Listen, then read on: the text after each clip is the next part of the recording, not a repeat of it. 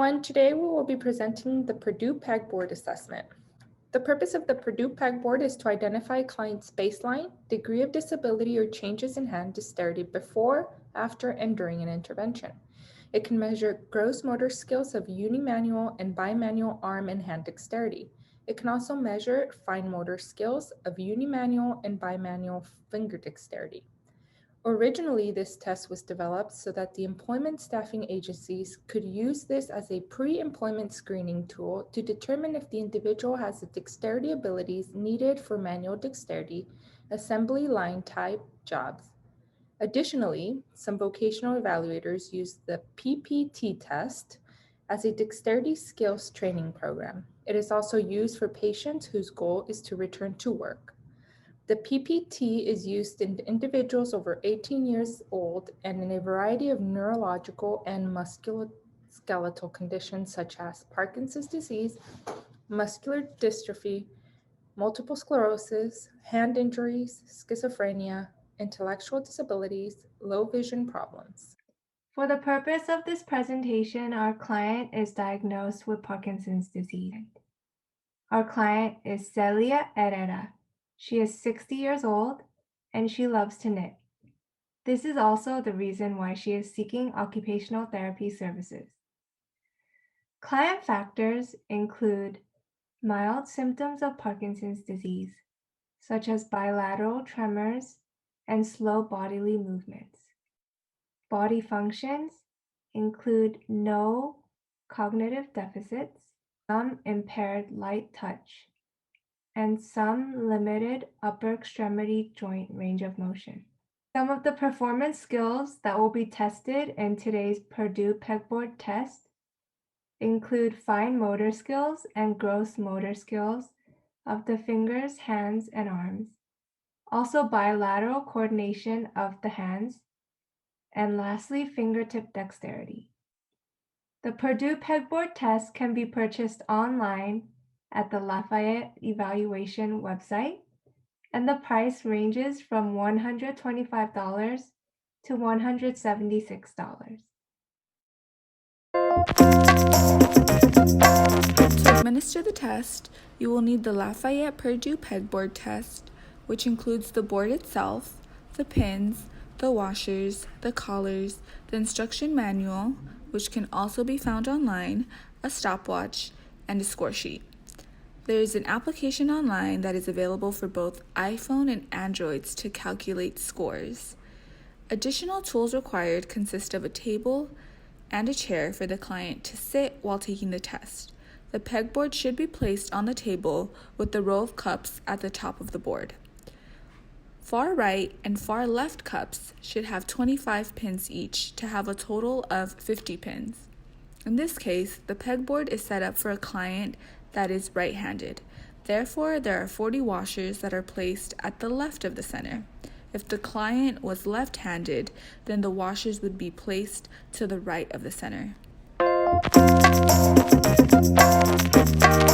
Before administering the test, the administrator must practice conducting the Purdue Pegboard test to demonstrate what is expected of the test subjects during testing. The test can be administered as a group or individually. If the test is administered as a group, it is important to conduct the test in an identical manner to avoid discrepancies among test scores. The test administrator should begin by reading instructions and allow subjects to practice before administering the test. Although 3 tests are highly recommended, additional tests will increase test score reliability. As with any standardized test, it is important to follow the directions very closely. That is why the tester that you are watching today is reading directly off the test manual. If the test is not given identically, irrelevant factors may affect test scores. This is a test to see how quickly and accurately you can work with your hands. Before you begin each battery of the test, you will be told what to do, and then you will have an opportunity to practice. Be sure you understand exactly what to do. So pick up one pin at a time with your right hand from the right-handed cup, starting with the top hole. Place each pin in the right-handed row. Now you may insert a few pins for practice.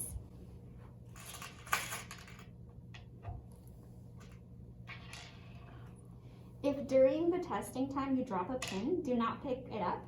Simply continue by picking up another pin out of the cup. Stop. Now take out the practice pins and put them back into the right-handed cup.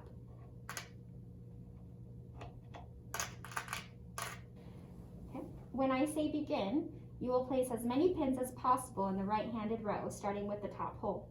Work as rapidly as you can until I say stop. Are you ready? Yes. Begin.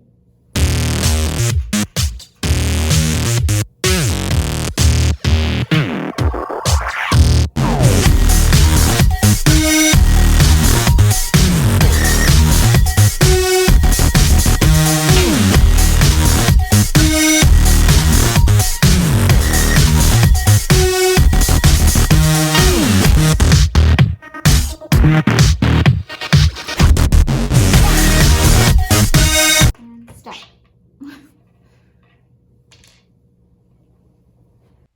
For this first trial, the tester simply counts the number of pins inserted and records the right-hand score.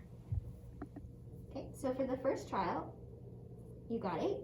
Now we will go ahead and continue with trial 2 and trial 3.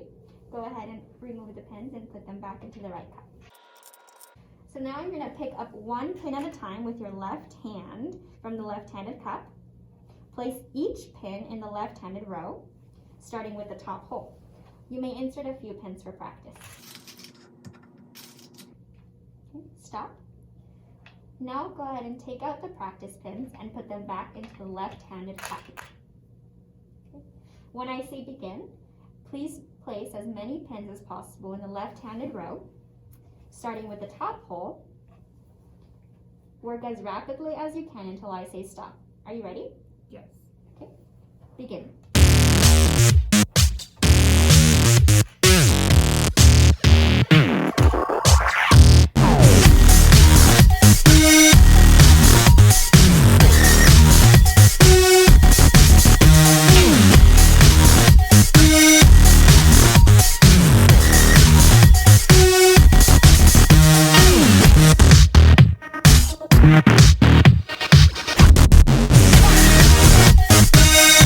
Stop. Okay, so let's count. 2, 3, 4, 5, 6, 7. Okay, so you scored a 7 for this first trial. So we will repeat trial 2 and 3. And then we will take the average of all 3 trials. Okay, go ahead and place the pins back in the left-handed cup.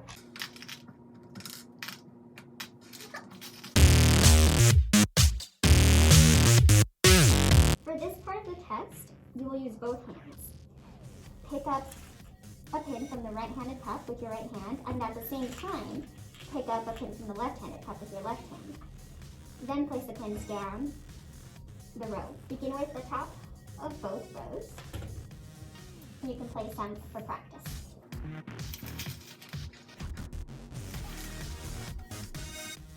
Stop. Take out the practice pins and put them back in their place. When I say begin, place as many pins as possible with both hands, starting with the top hole of both rows. Work as rapidly as you can until I say stop. Are you ready? Yes. Begin.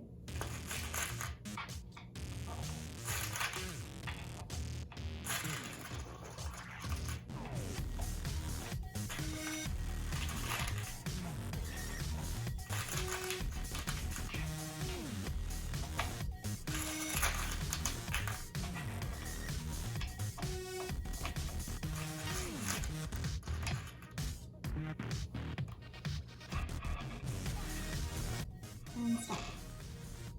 So now I will count the pairs, not the individual pins. So there's 1, 2, 3, 4, 5, 6.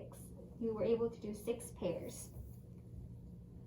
You will repeat this test 2 more times and then take the average of all 3 trials. Okay.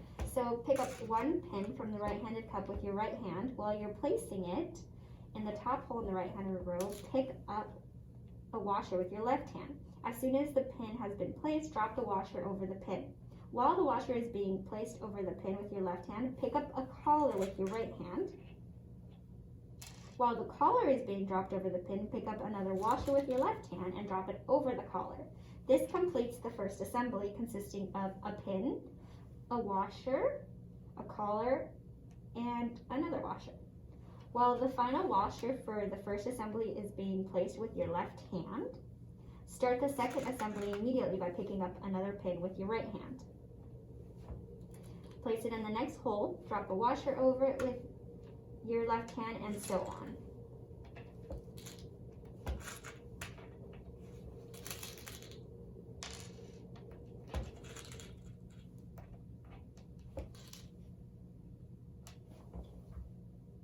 Now take a moment to try a few practice assemblies. Okay, just a reminder, both hands should be operating at all times, one picking up the pin, one a washer, and then so on. Go ahead. Stop. Now you can return the pins, collars, and washers to the proper cups. When I say begin, make as many assemblies as possible, beginning with the top hole, and work as quickly as you can until I say stop. Okay. Ready? Yes. Okay. Begin.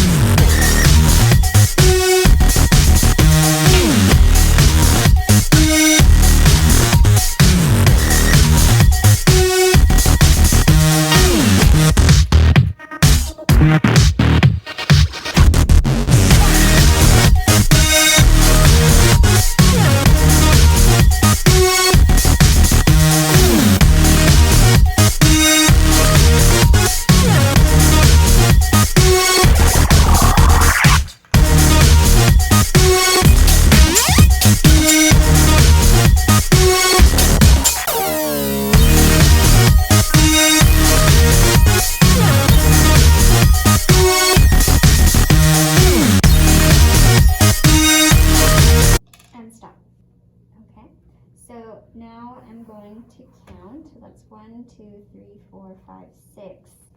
So 6 times 4, that's 24. So here you count the number of parts assembled and you record the assembly score. Since there are 4 parts in each assembly and the subject made 6 complete assemblies, the score is 6 multiplied by 4 parts, which is 24. Beyond the completed assemblies, she did assemble 2 more parts, so you would add 2 for a total score of 26. This score is not based on a separate test. It is obtained from combining the test scores of the previous 3 test batteries. Add the scores recorded for the right hand, left hand, and both hands. This is the score that you record in this section.